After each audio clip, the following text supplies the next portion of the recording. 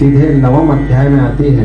देखिए, द्वितीय स्कंद के 10 अध्याय हैं, 10 अध्याय हैं, और इसके 9वें अध्याय में जब ब्रह्मा जी सृष्टि के पूर्व असमंजस में पड़कर किंग कर्तव्य विमूढ़ होकर के और तपश्चर्या कर रहे हैं, तो ब्रह्म ने साकार स्वरूप में दर्शन देकर के ब्रह्मा जी को बोध कराया। बोध कराया किसका? तत्व का। आइए वही तत्व सुधामृत का हम सभी पान करें। ज्ञानम परम गुह्यम में यत् विज्ञान समन्वितम रहस्यम तदंगम च ग्रहण गदितम मया यावानहम यथा भावो यद्रूप गुणकर्मकः तथैव तत्व विज्ञानमस्तु ते मदनुग्रहात् अहमेवासमेवाग्रे नान्याद्यत्सत्परं पश्चादहं यदेतच्च योऽवशिष्येत सोऽस्म्यहम् ऋतेर्यथ यत् प्रतीयेत न प्रतीयेत चात्मनि तद्विदादात्मनो मायां यथा भासो यथा तमः यथा महन्ति भूतानि भूतेषु चावचेष्वनु प्रविष्टान्यप्रविष्टानि तथा तेषु न तेष्वहम् एतावदेव जिज्ञास्यं तत्त्वजिज्ञासुनात्मनः अन्वयव्यतिरेकाभ्यां यत्सत् सर्वत्र सर्वदा एतन्मतं समातिष्ठ परमेण समाधिना भवान् कल्पविकल्पेषु नियोजयति कहेचित्।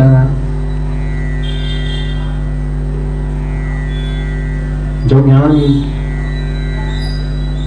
सर्वथा गुप्त है, सर्वथा लुप्त है, सर्वथा प्राप्य है, सर्वथा ग्राह्य है, उस ज्ञान का उपदेश भगवान विधाता को करते हैं। इस ज्ञान का स्मरण करने से ही ब्रह्मा जी के हृदय में वेद प्रकट हुए और पुनः उन्होंने पुराण के दर्शन करे। पहले पुराण के दर्शन करे, अर्थात पूरा सृष्टि क्रम देखा कि आरंभ से लेकर के अंत तक सृष्टि कैसी होगी, क्या क्या होगा। एक एक घटना ब्रह्मा जी ने स्वयं में पहले देखी, उसका अवलोकन किया, उन घटनाओं को हृदयंगम किया, फिर सृष्टि का निर्माण किया कि ऐसे जीवों की रचना करना है, ऐसे मनुष्यों की, ऐसे असुरों की, ऐसे देवों की, ऐसे प्रेत पितरों पिशाचों की रचना करनी है। इसी प्रकार से रचना क्रम रहेगा, है ना। परमात्मा के वो 4 अमृत तुल्य श्लोक मैं यहाँ पर परमात्मा की सेवा में प्रकट कर रहा हूँ। उन्हें कहता हूँ ये अध्यात्म सुधा सिंधु। अहमेवासमेवाग्रे नान्याद्यत्सत्परं पश्चादहं यदेतच्च योऽवशिष्येत सोऽस्म्यहम्। सृष्टि के पूर्व केवल परमात्मा थे। उस समय परब्रह्म थे। न समय था, न प्रकाश था, न अंधकार था, न कुछ भी ठोस था, न कुछ भी तरल था, न कुछ भी वायव्य था। आप लोगों को कल्पना करनी है, सृष्टि के पहले जब कुछ नहीं था तब क्या रहा होगा। तब कुछ भी नहीं था, न आकाश था, जो पृथ्वी दिखाई पड़ती है ये तो बनाई नहीं गई थी, तो प्रश्न ही नहीं उठता। न आकाश था, अंतरिक्ष नहीं था, पृथ्वी नहीं थी, वायु नहीं थी, कुछ भी नहीं था, सृष्टि नहीं थी ना।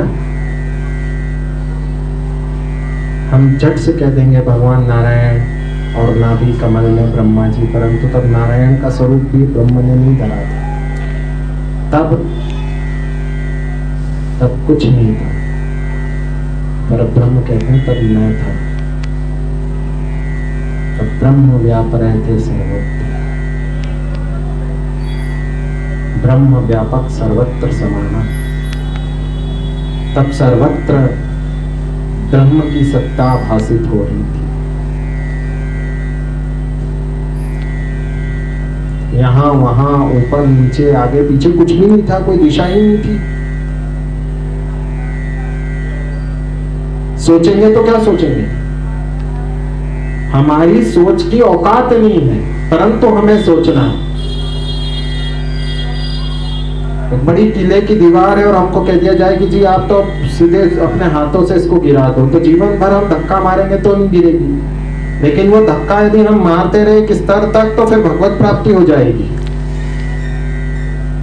ब्रह्मा जी के तो हृदय में ये श्लोक उतारे, सृष्टि के पहले कुछ नहीं था। अभी मैंने सिर्फ एक बात कही,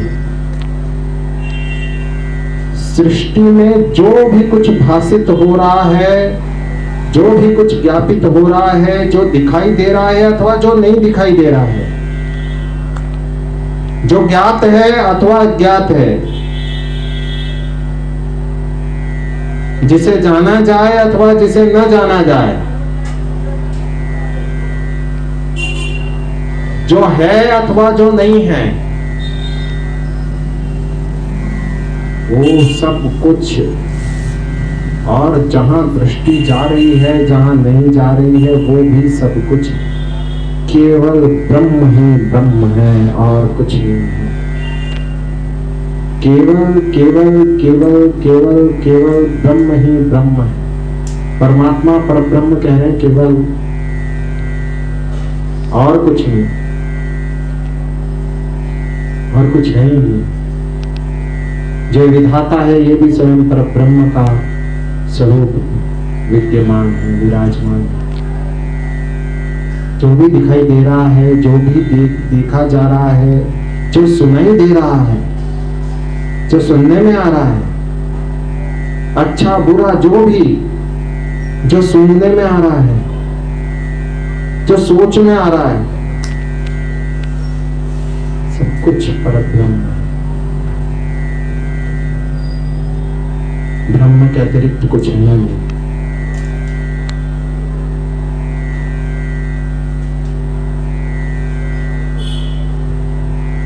दीवार ब्रह्म, टुकड़े कर देंगे, छोटे छोटे पत्थर निकलेंगे, एक एक पत्थर वो ब्रह्म, उसके भी टुकड़े हो जाए, चूरा निकले, वो चूरे के एक एक कण में ब्रह्म, कण के एक एक अणुओं में, परमाणुओं में, सब में ब्रह्म, ब्रह्म ही ब्रह्म, ब्रह्म के अतिरिक्त और कुछ नहीं। स्वयं समस्त दृश्यमान प्रपंच पर ब्रह्म की इच्छा द्वारा प्रकट किया हुआ है।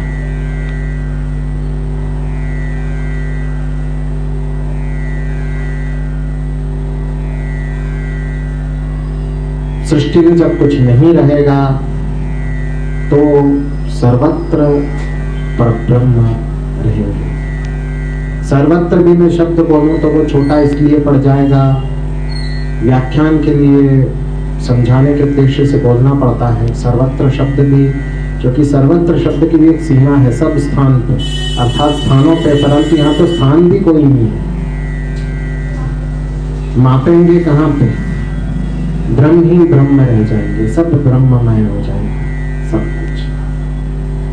तो प्रलय कहा गया है, अर्थात सब कुछ पुनः ब्रह्ममय हो गया विधाता को मिलाकर। जब सब कुछ ब्रह्ममय हो गया तो फिर कुछ शेष नहीं रहा। यो वशिष्येत सोऽस्मि हम, जो बचा वो भी ब्रह्म, जो था वो भी ब्रह्म, जो है वो भी ब्रह्म, जो रहेगा वो भी ब्रह्म। ये जान लो अच्छी तरीके से। विज्ञान के उपासक, समर्थक, प्रेमी गला पकड़ लेंगे यहाँ पे अपना, कहेंगे महाराज प्रूव इट, लिख रहे हो वैज्ञानिक व्याख्या और बचना चाहते हो अध्यात्म का नाम लेकर के। पदार्थ कभी मरता नहीं, ये विज्ञान कहता है, वो रूप बदलता है।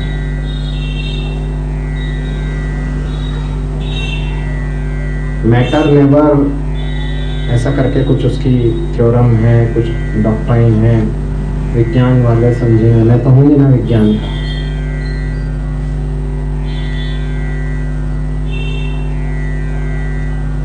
जैसे कपड़ा है, कपड़े को नष्ट करना है, कपड़े को काटा, छोटा हो गया लेकिन समाप्त नहीं हुआ, जलाया, राख बन गई, कपड़े ने राख का रूप ले लिया। अब राख को कहां से नष्ट करेंगे? वो बिखेर देंगे तो कण कण हवा में बह जाएंगे, नष्ट नहीं हुआ। पानी में डालेंगे, पानी में बह जाएंगे, नष्ट नहीं हुआ। कोई भी पदार्थ कभी भी नष्ट नहीं होता। नष्ट क्यों नहीं होता? क्योंकि ब्रह्म, इसलिए नष्ट नहीं होता। और फिर वो चाले तो फिर सब कुछ हो जाए, परंतु ये विज्ञान इस श्लोक से प्रमाणित होता है।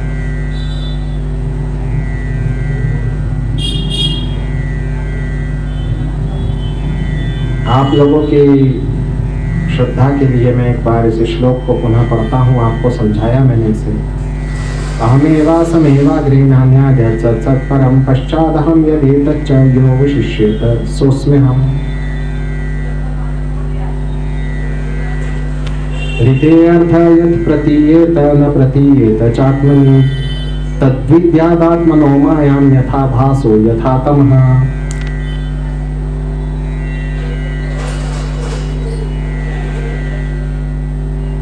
जो संसार हमें दिखाई पड़ रहा है,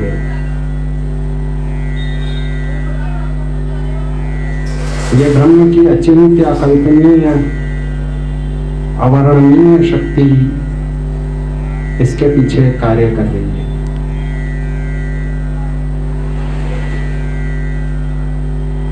ऐसा ऋषिगणों ने, मूर्धन्य सनातन की विभूतियों ने समय समय पर कहा। ब्रह्म सत्य जगन मिथ्या, तो जो मिथ्यावाद है उसमें तो स्पष्ट कहा जाता है। अनेक स्थानों पे स्पष्ट नहीं कहते हुए स्पष्ट घुमा फिरा करके भी कह दिया जाता है। परंतु यथा भासो यथा तमः, अर्थात आभास हो रहा है, क्योंकि है तो सब ब्रह्म ही ना। आप देखें प्रथम श्लोक में भगवान कह चुके हैं तो सब ब्रह्म।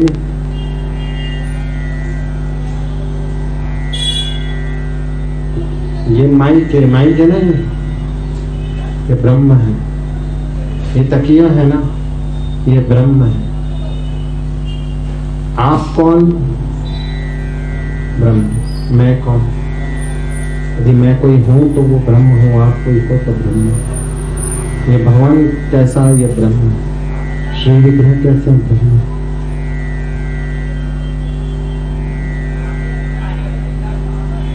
जब सब कुछ ब्रह्म है तो हमें जो ये व्यक्तियों के रूप में भास रहा है कि ये श्रीमान एक्स है, ये वाई है, जेड है,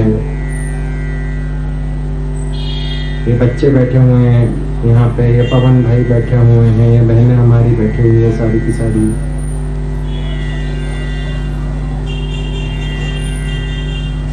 ये कौन है? ये परब्रह्म है। किंतु मैंने कहा तो बहनें हैं हमारी, नाम लेकर के बुलाया।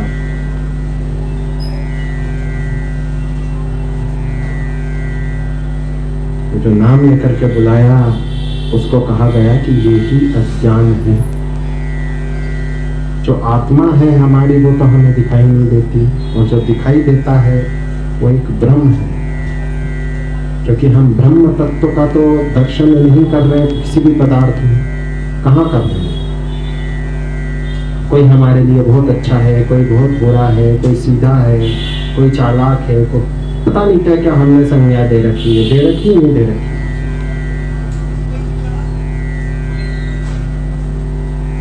सब है क्या? ब्रह्म ही तो है। कितने मेरे लिए सौभाग्य की बात है कि आज मैं अध्यात्म तत्व का चिंतन कर रहा हूँ। जितने बैठे हुए सब मेरे परिवार के लोग, घर के ही लोग, कोई बाहर का नहीं।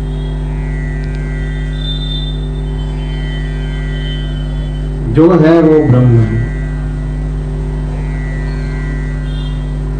हम ब्रह्म के अतिरिक्त जो समझ रहे हैं वो क्या है?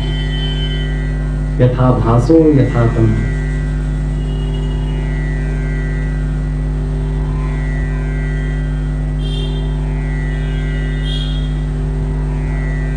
आत्मा हमको प्रकट नहीं हो पा रहा है और अनात्म तत्व जितने भी हैं वो सारे प्रकट हैं, उनको हम अनुभव कर रहे हैं, उनको हम देख रहे हैं, उनका हम चिंतन कर रहे हैं, उनका हम स्मरण कर रहे हैं, तो कैसा अज्ञान है।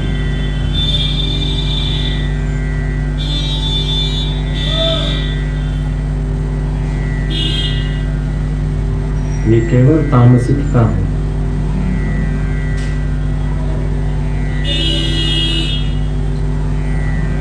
योगियों में, बड़े भगवत भक्तों में और साधारणों में अंतर कैसा होता है कि द्रोणाचार्य ने जब धनुर्विद्या की परीक्षा लेने हेतु छात्रों को बुलाया अपने पास, एक छात्र से पूछा कि तुझे लक्ष्य में क्या दिखाई पड़ रहा है? कहा पेड़ दिखाई पड़ रहा है, पत्ते दिखाई पड़ रहे हैं, अंतरिक्ष दिखाई पड़ रहा है, आप दिखाई पड़ रहे हैं। तो उसको लक्ष्य वेद का कहा ही नहीं। लक्ष्य वेद था एक पक्षी और उसकी आंख। मैं आपसे कहूँ वो राजकुमार भी लक्ष्य भेद देता, किंतु उसकी निष्ठा गुरुदेव को समझ में नहीं आई।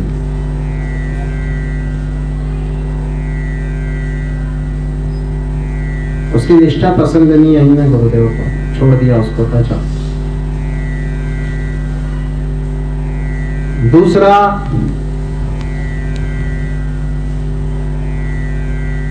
किसी से पूछा, उसने भी इस तरह वातावरण का वर्णन किया, किसी ने पेड़ बताया, किसी ने पत्ते बताया। अर्जुन को पक्षी भी नहीं दिखाई दे रहा था उसकी आंख। अच्छा, वो गुरुदेव को प्रसन्न करने को नहीं बोल रहा था, वास्तव में ऐसा था। तो जो भगवत प्रेमी, भगवदानुरागी अथवा भगवान की जो विशिष्ट विभूतियां होती है ना, भगवत विभूतियां, वो ऐसी होती है। अष्टावक्र, इनको कहते हैं जीवन मुक्त महात्मा। महाराज जनक, शीरध्वज, इनकी सारी वंशावली गिन लो। सांसारिक होते हुए भी ये स्वयं को आत्मा के रूप में दर्शन कर रहे हैं। अत्यंत साम्य अवस्था को प्राप्त महान विभूतियां हैं ये। भगवान इस विषय का वर्णन कर रहे हैं। विषय देखो, बहुत विषय है। एक श्लोक बहुत दिनों तक व्याख्या करने योग्य है। मैं यहां भगवान के हाथ जोड़ता हूं।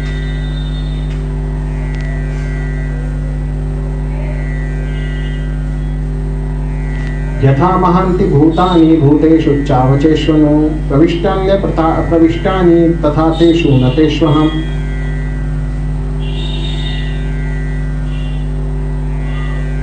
भगवान यहाँ उदाहरण ले रहे हैं, परब्रह्म उदाहरण ले रहे हैं, परब्रह्म विधाता के प्रति उदाहरण ले रहे हैं। तो आप समझ लीजिए कितना बड़ा विषय है। परब्रह्म चाहे तो विधाता के हृदय में स्वयं ये विषय प्रकट हो जाए, जैसे वेद प्रकट हुए, परंतु परमात्मा इसका उपदेश क्यों दे रहे हैं? क्योंकि ये सार है। आम की लकड़ी को यदि खाया जाए तो टेस्ट नहीं आएगा उसमें, बल्कि बहुत बुरी लगेगी, खाई नहीं जा सकती। पत्ते खाएंगे तो टेस्ट नहीं आएगा। आम के फल को भी डायरेक्टली हमने चबाना चाहा तो शायद चब नहीं पाए, और चब गया भी तो भी आनंद नहीं देगा, हो सकता है कड़वा लग जाए। वो तो उसकी एक प्रोसेस है कि छिलके भी उतारना है अपने को और गुठली भी निकालना है और बीच का गूदा खाना है। तो वो गूदा जो है श्रीमद् भागवत है, वो भगवान सुना रहे हैं। जो भी मेरे भाई बहन यहाँ उपस्थित है, मैं तो कहूँगा कि उन लोगों के भाग्य बड़े उत्तम है कि आज मैं जो सुना रहा हूँ वो तत्व है। चतुश्लोकी भागवत तो ये।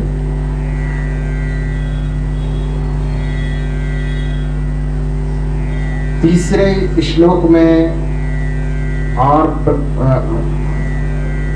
दूसरे श्लोक और पहले श्लोक का सार तत्व विद्यमान है, किंतु इसके अतिरिक्त परमात्मा एक बात और कह रहे हैं। जैसे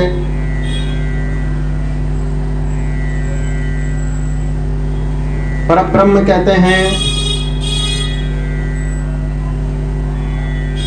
सृष्टि के समस्त तत्वों में, समस्त पदार्थों में ब्रह्म विद्यमान है। आप आकाश देखेंगे तो आकाश में जो आपको बादल दिखेगा वो भी ब्रह्म है, नीला आकाश जो है वो भी ब्रह्म है, तारे जो दिखाई देते हैं वो भी ब्रह्म है। जहां तक दृष्टि जाएगी वहीं तक देखिएगा ना, है ना, वहीं तक देखेंगे। हमको कहां तक दिखेगा? जहां तक हमारी दृष्टि जाएगी। चंद्रमा दिख रहा है, माताएं बहनें भी चौथ आने वाली है तो चंद्रमा के दर्शन करती हैं, तो चंद्रमा दिख रहा है, क्या है जी? क्या जी? ब्रह्म है।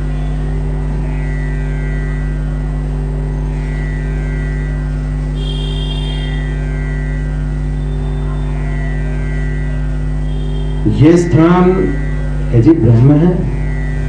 अब मैंने पूछा तो मुझे तुष्ट करने को ये बता दिया जाएगा कि नहीं नहीं ये भी ब्रह्म है गुरुदेव।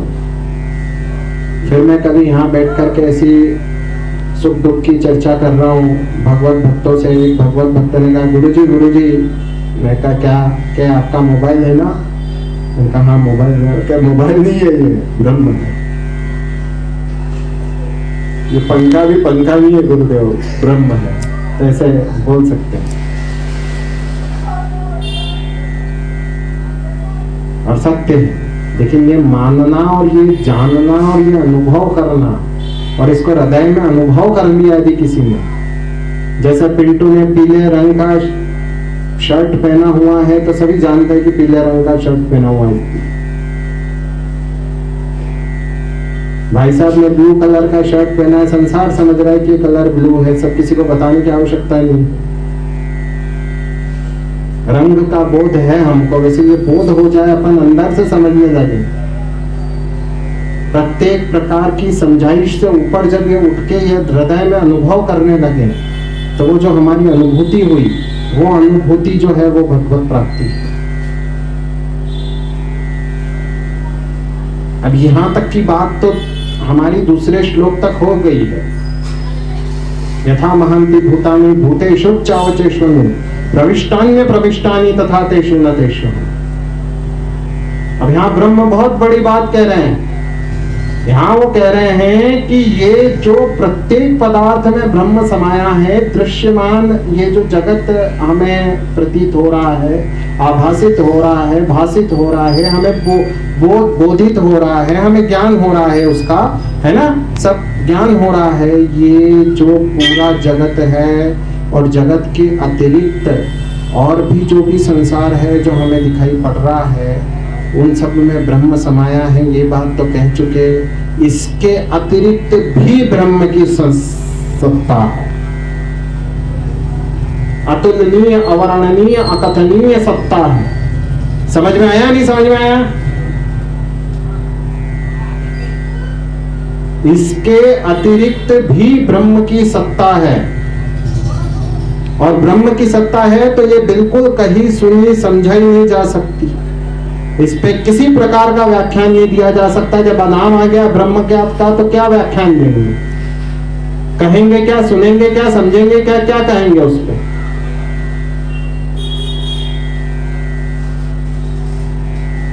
ये मूल श्रीमद् भागवत है। 4 श्लोकों में वास्तविक भागवत जो है अपन जो सुन रहे हैं अभी, 3रे श्लोक पे भी अपन चल रहे हैं। परब्रह्म क्या कह रहे हैं ब्रह्मा जी को? यथा महांति भूतानि भूतेषु चावचेष्वनु प्रविष्टान्य प्रविष्टा। अब 5 महाभूतों का आप ले, अग्नि, जल, वायु, आकाश और पृथ्वी। अब पृथ्वी तत्व संसार के समस्त पदार्थों में है।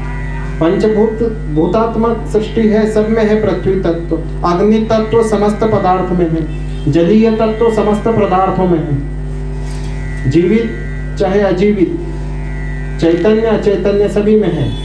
पंच महाभूत का प्रवेश सभी में होता है। हम में चैतन्य रूप में है, उसमें अचैतन्य रूप में है, किंतु इसकी पृथक भी तो सत्ता है ना। जल पृथक भी तो है ना। किसी ने कहा कि जल कहाँ है? क्या पिंटू भैया के अंदर? तो ऐसा तो नहीं हो सकता है उसके अंदर भी है, मेरे अंदर भी है, किंतु पृथक भी तो है। जल की सत्ता है। अग्नि की पृथक भी तो सत्ता है। हमारे अंदर भी है, दीवारों के अंदर है, पदार्थों के अंदर है, किंतु पृथक भी तो सत्ता है। ऐसे ब्रह्म की सत्ता जो है वो पृथक भी है।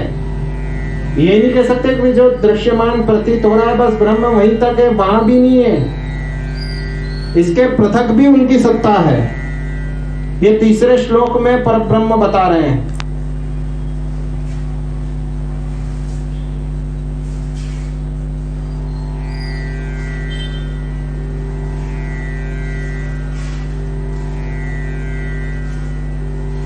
ये 3 श्लोकों में परब्रह्म ने विषय कहा, एतावदेव जिज्ञास्यं तत्व जिज्ञासुनात्मनः अन्वय व्यतिरेकाभ्याम यत्सात् सर्वत्र सर्वदा।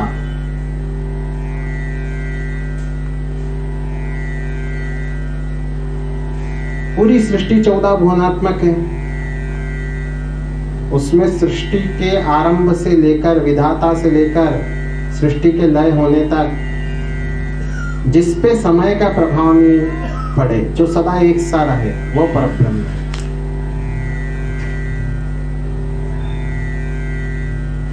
जब टीवी सीरियल आप देखते हो, यद्यपि मैं कहता हूं धार्मिक सीरियल नहीं देखना चाहिए, पिक्चराइज्ड प्रेजेंटेशन संभव ही नहीं है। मैंने बहुत सोच के देखा कि ये क्या संभव है, चलो सही तरह से दिखा दिया जाए, क्या संभव है, नहीं है।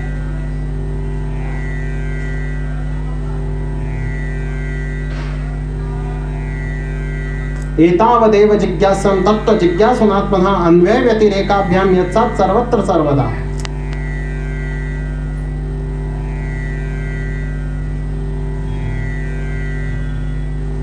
जो सदा एक सी रहे।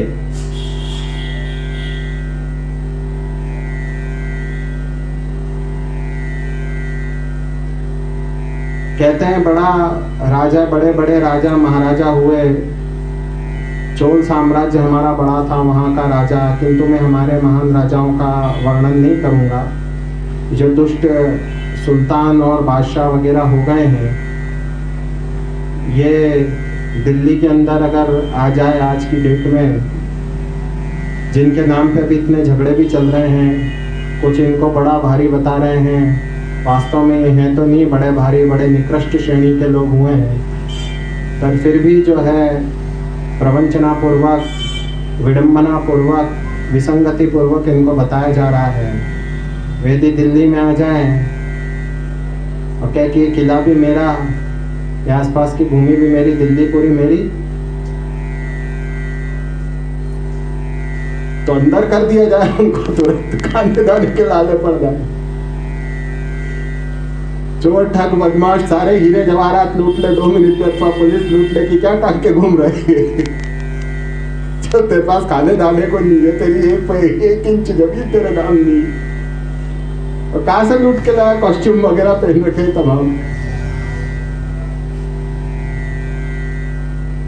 एक समय था उनका, जिस समय में उनका प्रभाव चला उस समय में चला, पश्चात उनका कोई प्रभाव नहीं किसी भी प्रकार से। ये भूमि तो अब किसी और की हो गई। भूमि भी क्या, धरती श्रिंक होती है। द्वापर में जो मनुष्य होते हैं ना, उन मनुष्यों की ऊंचाई लगभग आज का यदि हम देखें, आज के फीट से नापे तो करीबन 1000 फीट 1200 फीट इतनी होती है। कर्ण की हाइट थी 1800 फीट। अब 1000 फीट के नॉर्मल हाइट के लोग जब रहते होंगे तो धरती बड़ी होगी, सही ना, आप बताएं।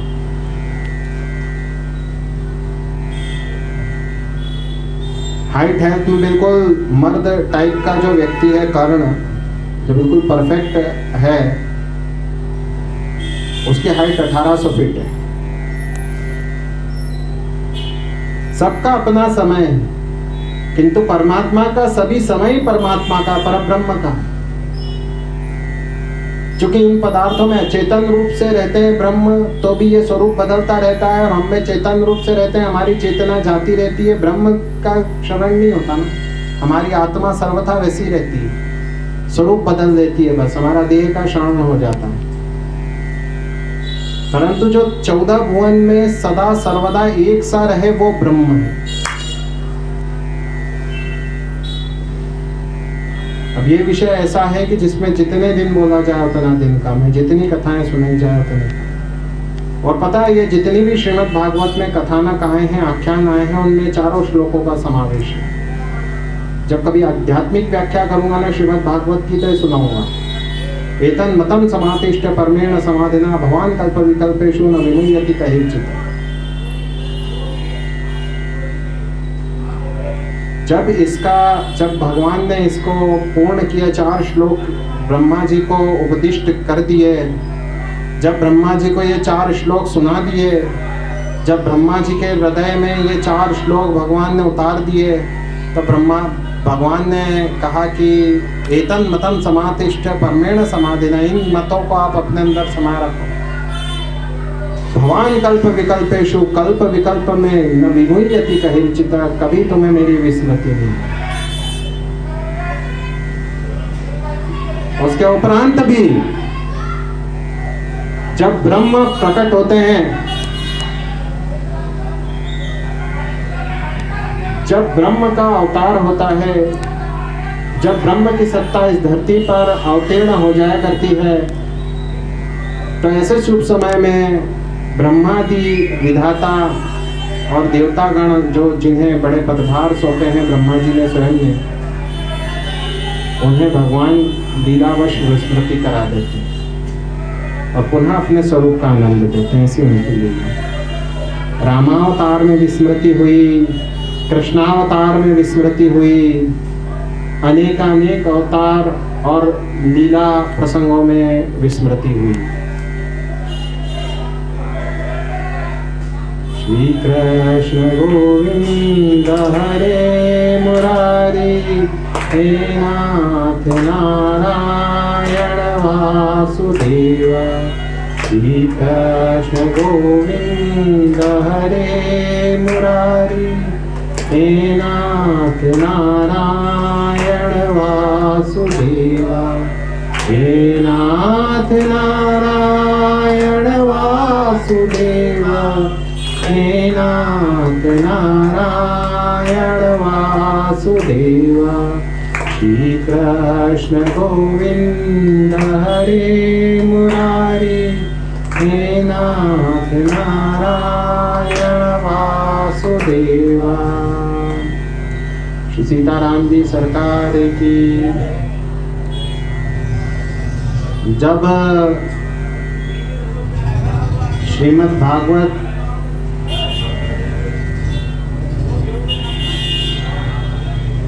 के प्राण स्वरूप अमृत सुधा सिंधु स्वरूप भगवत प्रसाद स्वरूप 4 अमृत कणों पर इन्हीं की प्रेरणा, आशीर्वाद एवं कृपा से 2 शब्द कहे जा रहे हों, सत्संग स्वरूप। ऐसे में अपनी श्रवणेंद्रियों को इन्हीं से प्रार्थना करके, पूरी एकाग्र चित्त करके और नैष्ठिक रूप से दृढ़ कर लेना चाहिए। बाकी सारी बातें दिन भर देखी सुनी जा सकती है, अनुभव की जा सकती है, सोची जा सकती है, किंतु कभी कभी जब भगवत तत्व कहा सुना जा रहा हो, पता नहीं किस पे भगवान की कृपा कब हो जाए।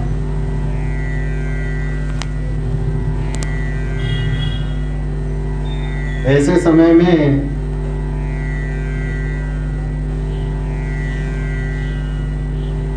व्यर्थ के सांसारिक उन्माद, प्रमाद, प्रलाप और सच्चक्रों दुष्चक्रों में ध्यान हटा करके और कुछ क्षण जो है वो भगवान के चरणों में लगा। वेद प्रकट कर दिए,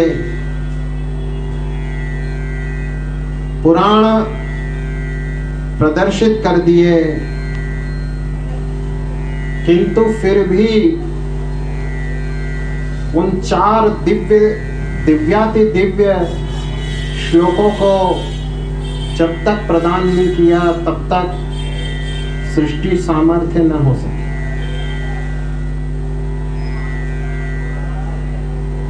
अति प्रचंड रघुपति के माया, वो ये नहीं मान सकता कि मैं कर रहा हूं।